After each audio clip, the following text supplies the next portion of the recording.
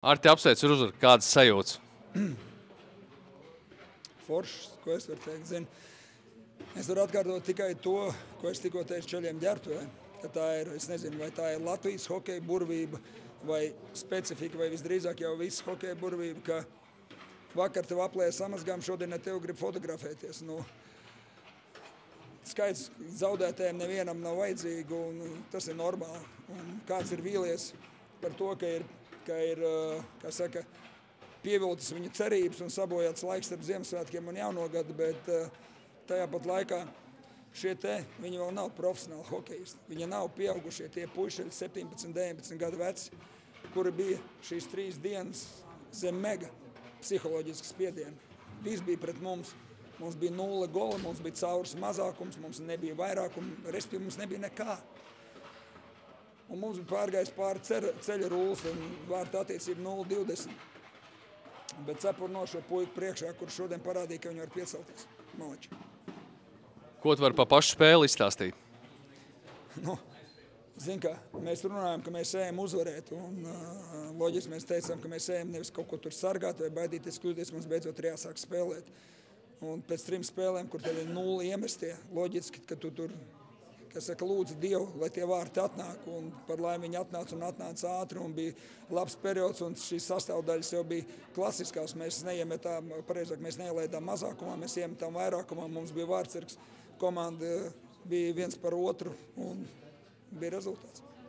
Protams, atcerēsimies arī to, ka pretī bija grandi pirmajās 3, šie nebija tādi grandi, bet tā bija laba komanda. Bet toreiz, saku, tie Čeļi bija zem tāda mega psiholoģiskā spiediena, kad sapurnos, ka viņi piecēlās. Kā ar treneriem pēc tām 3 spēlēm jūs arī uzdevāt sev paši jautājumus, vai varbūt kaut ko nedarām pareizi tā, kā vajadzētu? Zin, kā teica viens klacīts, tu ko domā, man jūtu nav.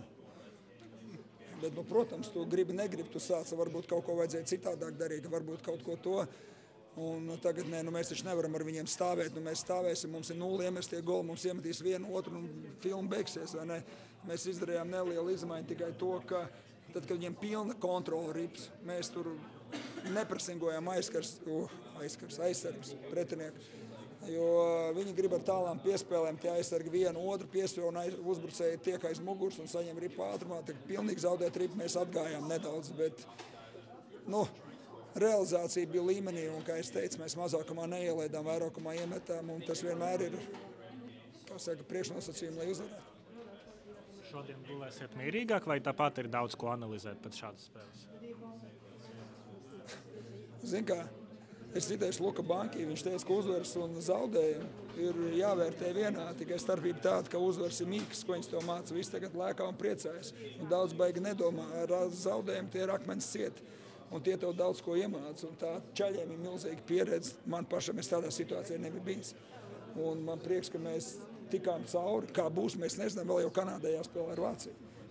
Bet katrā ziņā tā ir Latvijas hokeja U20 vēsturē 2. uzvara grupu turnīrā.